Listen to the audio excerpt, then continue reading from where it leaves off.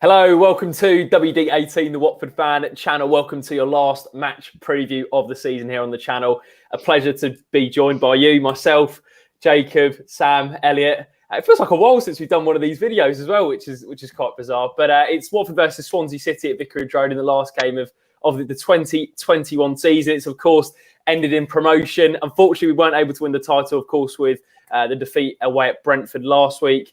But it'll be great to end it with a win, and fingers crossed we can do that. Sam, first off, mate, how you doing? How you getting on? Yeah, not too bad.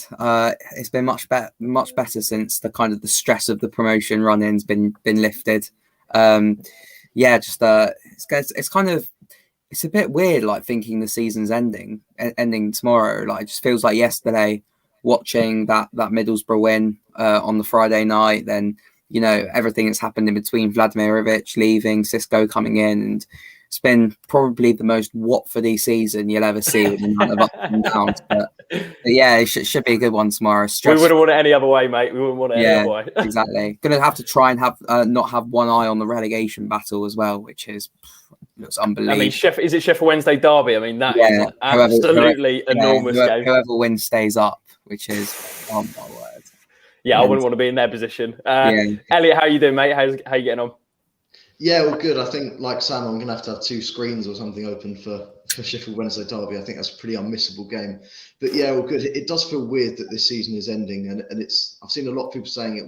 When we go back up, it will be like nothing's ever happened, and but I've really enjoyed this season in a slightly weird way. I guess it's because I've got the benefit of hindsight, looking back on it and thinking, right, it's done. But yeah, I've really enjoyed this season. Championship is a lot of fun. I'd rather not be back here anytime soon. I'd like to stay in the Premier League now for the foreseeable future. But yeah, I think it's been a really fun season, something different. And then we've got a really good summer ahead in terms of rebuilding a Premier League squad, looking at where we can make these fun signings, these additions, and waiting for the rumour mill to start moving. But there's going to be a lot of interesting. It's already started, hasn't it? Yeah, it's already started.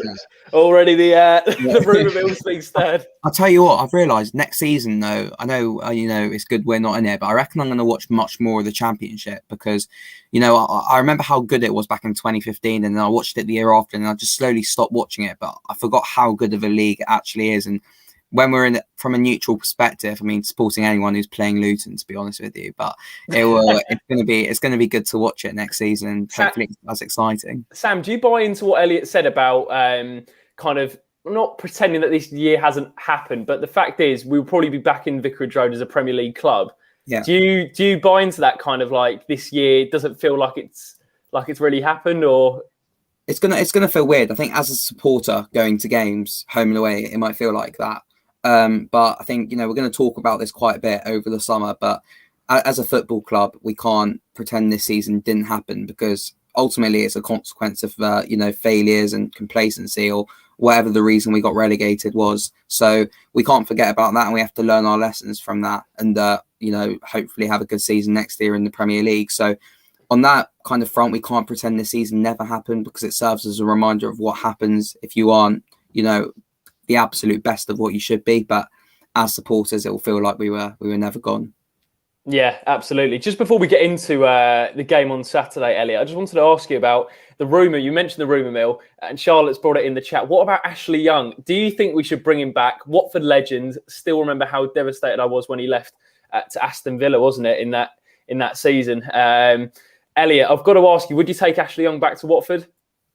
Yeah, I think you'd be silly not to. I know everyone will look at the age, but the fact is he's played a very, very big role in an Inter Milan Scudetto winning season, and he's got the experience. He knows the club really well, and he's got the Premier League experience, not just experience in general. He's a natural winner. He's won countless trophies in his career.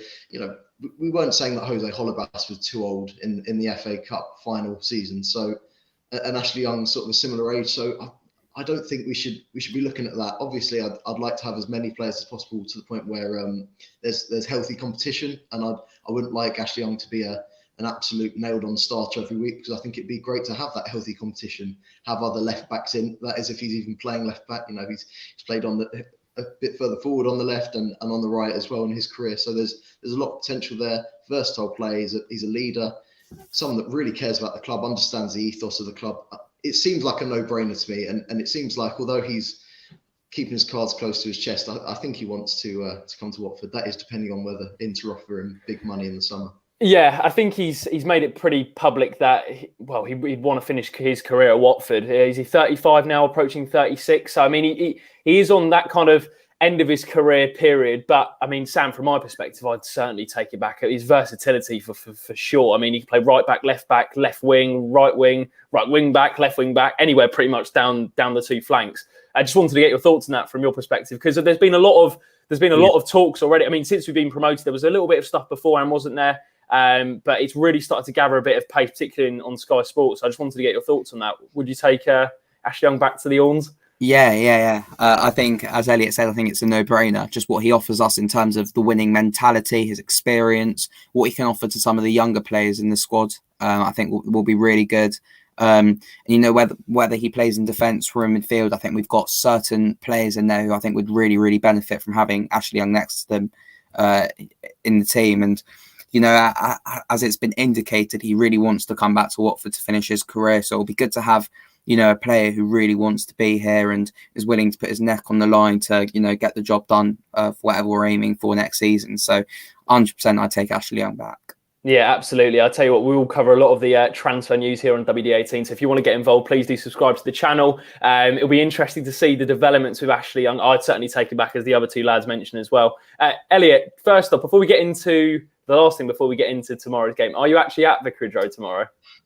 I'm not tomorrow. That's all right. That's okay. It's fine. It's done now. On the bright side, I'm thinking I can then have Sheffield Wednesday derby on, and it's the season's done. It would be good to watch it from home, and I think it's going to be one of those games where it will be a fun one. Good to have the pressure off. Interested to see what names will be on the team sheet, as I'm sure many people are, having seen the injury list this week. It's what did you make of that, Elliot? Just on that. I think that's actually not a good thing at all, obviously, but I think it's actually a positive in the sense that it shows how hard these players have worked this season. I think it probably indicates that they were probably carrying either minor or major injuries, I'm not sure, but they were probably carrying injuries going into the last few weeks, but they knew that they had to power through, and it shows their motivation, it shows their desire that they've managed to keep on going, possibly with these injuries, with these knocks, tired legs, and now that they've seen it through, I'd like to think that the club have rightfully said, great, you can have a rest now because you've worked yourself into the ground this season. How Ken Semmer's not on that list, I will never know, because he's played seemingly every minute this season, and he's managed to escape injury, which is great. But yeah, really looking forward to the team sheet tomorrow, because there could be some really, really interesting names on there. Yeah, there could be. Sam, I wanted to just bring you in there about maybe some players you'd like to see get a run out tomorrow, because as we mentioned, it's a dead rubber. It doesn't mean anything for Swansea. It doesn't mean anything for Watford. Who would you like to... I mean, Swansea, I guess the only thing they have to play for is the playoff position, but they're in the playoffs regardless. So, Sam, from your perspective, who would you play if you were Cisco Munoz? It's a difficult one, because I know, it's not going to have any bearing on anything, the result tomorrow, but at the same time, you don't want to embarrass yourselves and just play like the under 23s.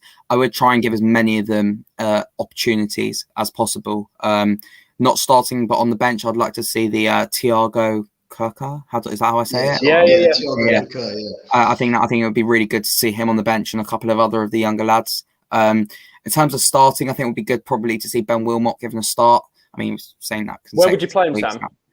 That's the question for anyone. Anywhere, probably centre half. I'd go with. I would. Do you know what? I don't think it would happen, but I think it would be nice to see Rob Elliot given a game, because it's difficult as a third choice goalkeeper to, just to be sat there knowing you're not going to play. I know he's one of the older players in the squad, but he's probably not going to be here next year, so it might be nice just to see him, play, given some minutes, whatever. I don't think that would happen, but I'm trying to think who else there is. I'd probably Stipe Peritza. Nice to see him be given a game, but yeah, I think genuinely, I've got no idea what the team will be tomorrow. I don't think any Watford fans got any idea what it will be. Yeah, we've got Cormac in the comments. He's just listed a few of the players he'd play. Sema, Kuka, as you mentioned, guys. Zincanol, Hughes, Chalobah, Sanchez, Messina. I think Sanchez would be a good one, because it looks like he's unlikely to be staying on beyond this season. He's 36 now, isn't he, Carlos Sanchez? I think it's very unlikely it will keep him for the Premier League campaign next season. So it would be nice to see him get another run out of Vicarage Road. Adam Messina, Wilmot, Sierralta, Cathcart, and Kiko if he's back. Jacob. Kiko's not available either. Yeah, Jacob, just by that, if you're using kind of that logic with Sanchez, would you play Ashraf Lazar as well then? I know. I think he's the right choice just because, again, Adam Messina, we don't know how he sort of got chucked back into the team right in at the deep end after having a pretty serious injury. And it seems like he's fine now. And from watching him, he seems fine. But I'm sure he'll probably want a break as well from playing a lot. Is there any point risking these players? Because the likes of Kiko's out, I know, for the rest of the season, but Messina's another one where, more than likely he will be in the squad next season. He'll definitely be playing a part. So is it worth risking these players, even Sierralta at the back? Because ultimately these guys will be playing next season. I know there's a big summer, but Elliot, if you were Xisco Munoz, would you risk the likes of Hughes, not risk, but play the likes of... It's just been a really long season. I wouldn't want to. I think I'd maybe put players in like Dan Gosling, who have got this championship experience, haven't played a ton of games this season, considering he had a bit of a difficult spell at Bournemouth at the start. So players like that maybe still have a bit of energy left in the tank, and I think he's probably the right fit. Like Sam said, I don't think we should go all under 23s. I think it'd be good to have some players in there, and there's the opportunity to have a really good home record at the end of the season. And I think that we would beat the points total of 2014-15 if we win. So there are a lot of things that we can play for. I doubt that's really in the players' minds. But yeah, I think I probably wouldn't start players like Thiago Kakur or Kane Critchlow, but I would start maybe someone like Dan Phillips, who has had a little bit of game time this season. I think we'll probably see Maurizio Pochettino get a little bit of game time. And yeah, there are definitely options in there. Phillips Zinchenko, it'd be great to see him play on the right because Ismail Assar won't play tomorrow. So if we can see Zinchenko in his natural position, that'd be fantastic. It's a real shame about Joe Hungbo, his injury that he picked up last week. That was a really disappointing one. And but yeah, if we could just keep it low risk. I know Troy Deeney was saying in his press conference that it's difficult to have the complete motivation for this game because you fought so hard to get to the top of the mountain that once you get there, there's naturally going to be a drop off of about 5 to 10%. And I think that's natural if you're fighting that hard for promotion. So I think, just put in players that are going to relish that opportunity like Joe Hungbo did last week, really going to give it their all. And I think it could be an entertaining match. I know Swansea will do the same. They're preparing for the playoffs. I doubt they want to risk it too much. They might give Andre Ayew some minutes because he's coming back from injury and they might think, right, we need to maybe get him back up to speed ahead of the playoffs. But aside from that, we'll be seeing players who maybe haven't had as key of a role, like Morgan Whittaker, for example. So it's going to be a weird game. But yeah, as many names as possible that will relish that opportunity and really get involved. Yeah, absolutely. I think it's finding that balance, isn't it? Charlotte mentioned in the comments, completely changing the team could be quite disruptive. We need a mix of youth and experience. And I think the thing is, Sam, we want to end this season on a high. As Elliot mentioned, if we just compare the two seasons from 2014-15 to 2021, Watford have the exact same points. They have a 19 worse goal difference than they did in the 2014-15 season. One less win, but 3 more draws than they did that season as well, but 2 less losses. So from your perspective, is that something you're looking at as a Watford fan, Sam? Are you really too fussed about beating that points tally? No, not really, to be honest with you. I mean, obviously, I want to win tomorrow every single game, but, as I said right at the start, there's so much less pressure on it for a supporter as well, that, it'll be nice. And I think we still might be on course to at least equal the defensive record for the best in the Championship if we keep a clean sheet. So it'll be, I don't know. Yeah, it's such a weird game tomorrow to kind of think about because I'm sure Swansea fans might be saying the exact same thing, albeit they'll be preparing for the playoffs as well. So it's a difficult one. But on Maurizio Pochettino, I love the fact that probably his dad was, instead of preparing for his Champions League semi-final, was watching Lyon last week. So they might have slightly compromised that. Yeah. Accidentally had a hand in letting Man City go through. So, I'd say just on that Brentford game, Sam, we spoke to Joe Hungbo on the channel and he's such a top guy, really, really down to earth. I was gutted for him when he got injured, within 30 minutes on Saturday. He looked really bright as well. I just on him, like he must have been gutted when he pulled up. Yeah, I was gutted. You could tell he was upset as well. It's a really, really difficult one. Someone who's been involved more and more in the first team this season, who's really waited patiently for his opportunity. Watford fans have called for him to come in quite a bit. It's just a shame that it hasn't really worked out for him. I've got I've got no doubt that there is a future for him at this football club. Whether he goes out on loan next year, which will, in the keep or sell video, I think. I personally, yeah, I think it will probably be a good thing for him to go out on loan next year to the Championship or League One to play every week.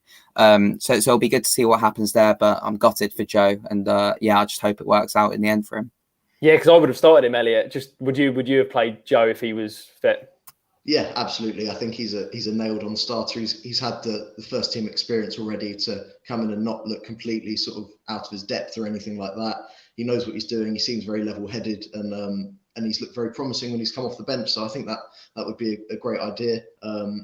Interestingly enough, Troy Deeney was talking about it yesterday in his press conference. He was saying it was like you are just maybe you're gunning for it so much that you sort of throw yourself into it, and that's where the injuries can sometimes come to fruition. So maybe that's something that Xisco Munoz will have to consider with young players, not completely rushing them into it. And but yeah, giving opportunities to players like Joe Hungbo, who have looked really promising, really like they've been desperate to get the opportunity, and when they have, they've used it to the greatest advantage. So yeah, I would have started Joe Hungbo. I think there are opportunities for other players like maybe Damani Hunter or Kane Critchlow, as I mentioned before, just younger players that have shown a lot of promise in the under-23s or the under-18s, and will give it their all for this one. Yeah, absolutely. And just Elliot, just on Swansea, I think we'll touch on the playoffs for a little bit because as we mentioned, there's not a lot riding on this game. It's a bit of a weird match preview to do because we've done so many this season leading up to this game is so important. What does this mean for Watford? I mean, this game means absolutely nothing to Watford apart from maybe beating the 2014-15 record, having a great home record, etc. Elliot, just on the playoffs, Brentford, Swansea, Bournemouth and Barnsley. Who is your money on to go up out of those four? It's a really tough one. I think it's so unpredictable because I think on paper, Barnsley don't quite have enough meat. That they've been fantastic this season. And I think they've got a lot of promise. And I think Valérien Ismaël is an incredible manager, and he needs to be in the Premier League next season, in my opinion. I feel like that'd be a very typical Southampton appointment if Hassan Hüttl does go. So yeah, I think maybe the lack of experience in a player might just not be enough for Barnsley. Bournemouth are going into it as the informed team, apart from obviously that they lost to Wickham, but I think that's just resting players. I wouldn't want to play Bournemouth in the playoffs. Yeah. Swansea will frustrate, as they may frustrate us tomorrow. They've got fairly solid defence. They've been disrupted a couple of times though, so it's a weird one there. But I think my money's got to be on Brentford. I think they've just got the attacking talent. Ivan Toney can turn it on in a second. They've got. Well, Thomas Frank has mentioned that they might have Josh Da Silva back, which could be huge. Rico Henry may also be back. Henrik Dalsgaard. They've got Christian Norgard fully fit. They've got Vitaly Janelt, who I think is a fantastic midfielder. So I think everything's falling into place at the right time for Brentford. I think the win against us probably gave quite a big boost. If they can get a win tomorrow, I think they're in pole position for me. Nice, Sam. You love an underdog story, don't you, mate? And I think you've mentioned Barnsley as Elliot did, and I have to say when we played them at Oakwell, I was really impressed with how they set up. Valérien Ismaël's been on a limited budget, and he's got done so well out of the no disrespect to Barnsley squad, but in terms of what he's got at his disposal to get Barnsley into the playoffs is an incredible achievement. Sorry, just before I had to mention Daryl Dike as well for Barnsley. He's an incredible goal. Like I think. It's difficult because he's only been at Barnsley since January, but massive impact. All of those signs point to me thinking I'd love to have him at Watford. I know it's very early days. I know he's not proven yet by any stretch, but he's just great, isn't he? Yeah. Really and even Alex Moa, I mean, he's a quality player. Remember when he absolutely nailed on top pins against that? I was in the Hive Life studio just like, Robbo, what's going on? So who's your money on for the playoffs, bud? It's the playoffs, so you really can't call it. I think for me, I really want to say Barnsley, but I'm going to say Swansea for the unpopular opinion that it's always the team no one expects. And I feel like everyone's writing Swansea off because they've been really, really poor for the last 2-3 months or so. And even their fans, I think Steve Cooper, if they don't win the playoffs, could be out of a job simply because of the drop-off that they've had. And I feel like that Brentford, they're notorious for kind of bottling it when it's important. I feel like Bournemouth have so much riding on it, and Barnsley might, just don't really have kind of the expectation, and it's kind of not a sense of happy to be there because they want to because they want to win it, but there's no expectation, is there, really, on them? Pressure on them, and I feel like Swansea kind of meets all the way in between there. So I think Swansea could just surprise everyone and win 3 games 1-0. I feel like as well that there is more pressure on Swansea, Brentford, Bournemouth, because I feel like if they don't win the playoffs, they could be in the Championship for a long time due to finances and everything. While I have no doubt that if Barnsley don't go up this season, I think they could go up next season. Because they'll just be building on what they've got with more experience of the promotion push. So I guess it depends if they keep the manager, though, because I'm sure, as Elliot mentioned, there's going to be interest.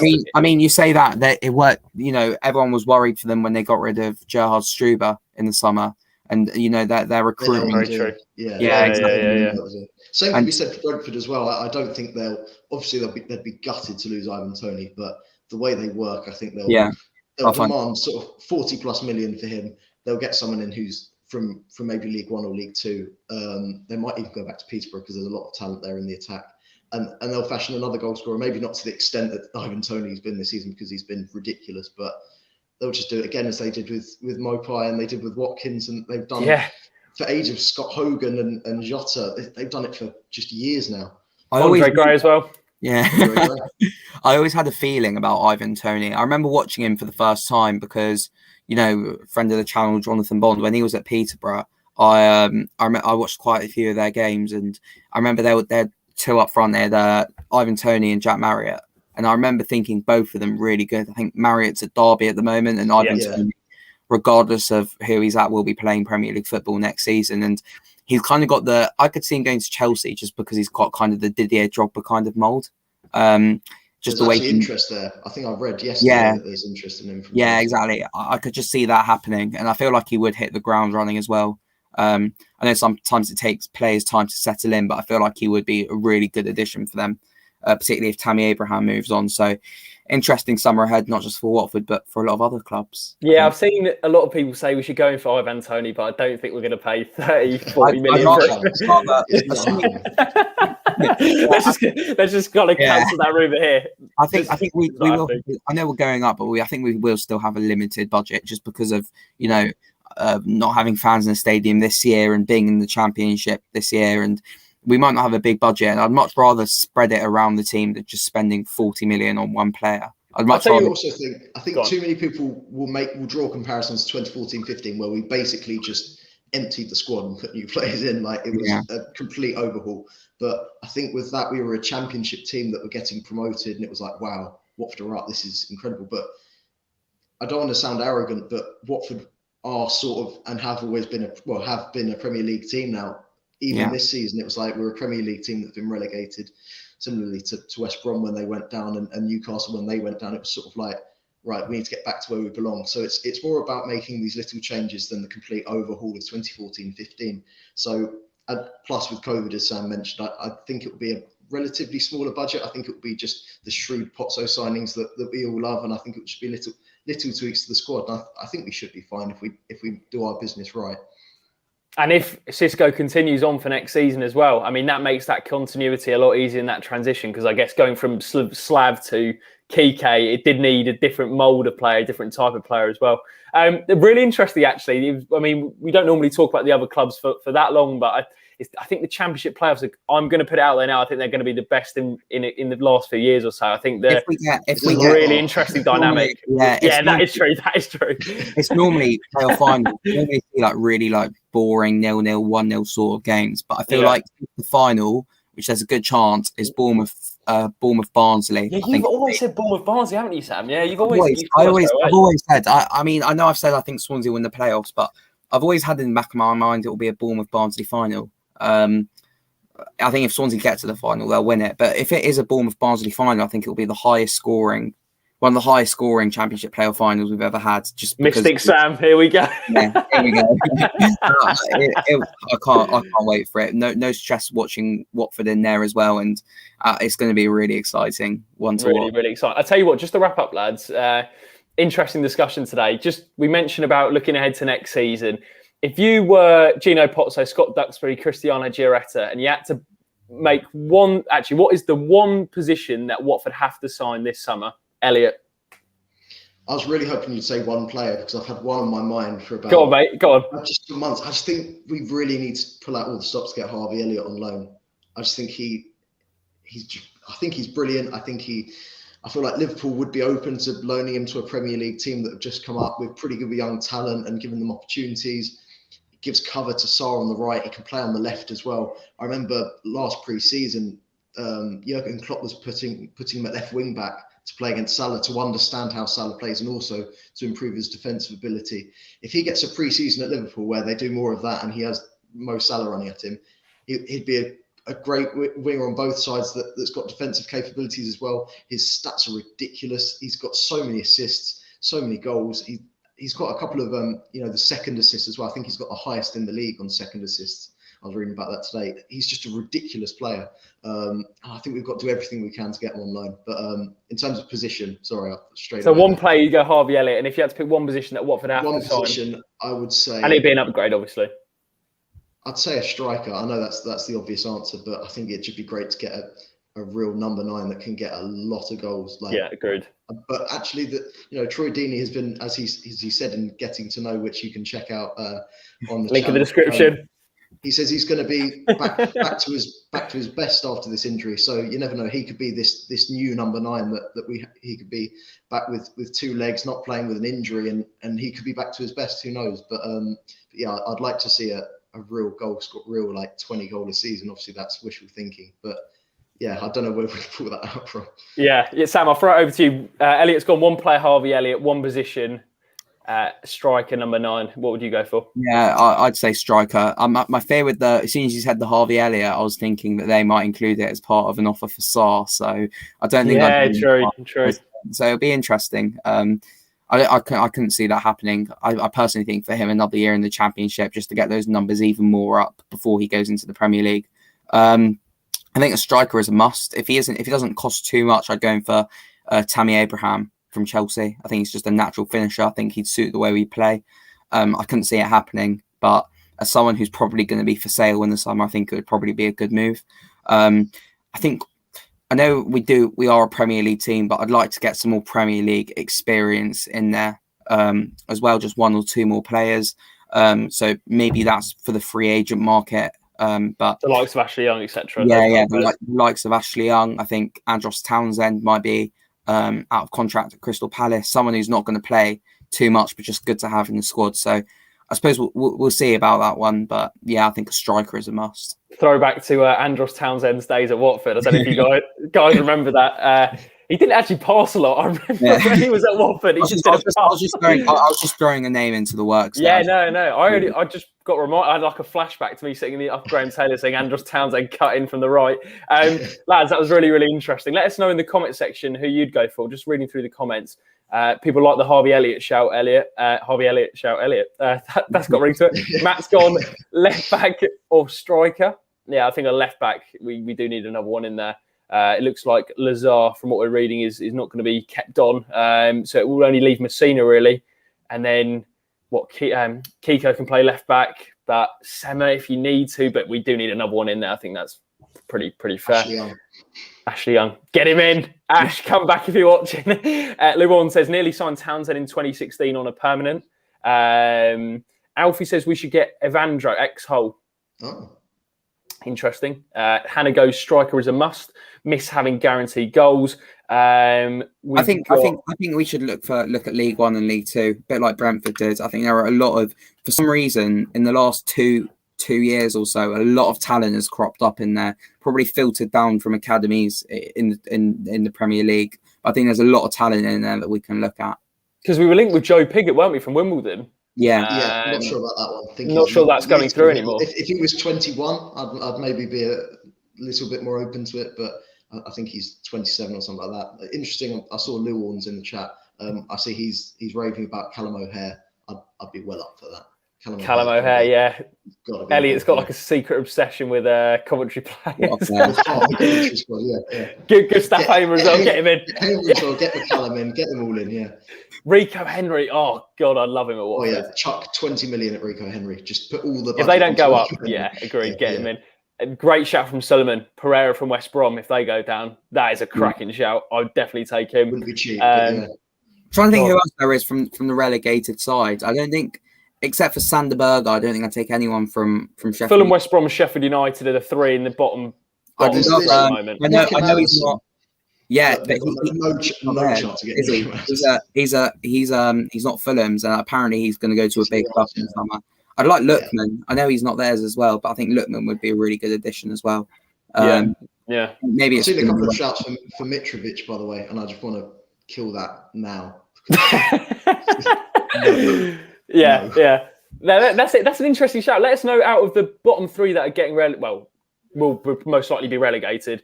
Not to rub it in or anything, but out of the three teams in the relegation zone at the moment, Fulham, West Brom, Sheffield United, if you had to pick one player from each club to come to Watford, who would it be? Really interesting on that. Hope you enjoyed the video today, guys. Wasn't really a match preview, just turned into some sort of transfer mill kind of / match preview / kind of final day tribute. But that was really good fun. If you did enjoy the video, guys, please do leave a like. And if you've joined the match previews this season, subscribe to the channel if you're new. Don't forget to leave a like, subscribe, comment down below your thoughts. We'll see you very soon. Our next match preview will be in the Premier League. How good does that sound? And also Sam, good at this, mate. You're good. You do remind me at the end as well. Get voting. I think we're on over. Might be 650, 700 responses so far for the player of the season vote. So and Guisa could see that happening. Yeah, it's a really good. Yeah, because I remember we were linked with him as a replacement for Capu. Yeah, but add some bite would be good. Yeah, so carry on voting if you haven't yet. Links on our socials, etc. We're recording that on Sunday, aren't we, Sam? It's me, you, Elliot, and Shano. Shano will be here to talk through all the end of season awards, and then obviously it's the official club one on Tuesday night, which is going to be great. So get involved with that on Watford's official socials as well. But thank you very much. Score predictions just to wrap up, Sam. For tomorrow. 2-1 Watford. 2-1 Watford. I'm going to go 2-0. Elliot. 1-0. 1-0. Ball draw. Thank you very much for watching. Take care of yourselves. Vamos.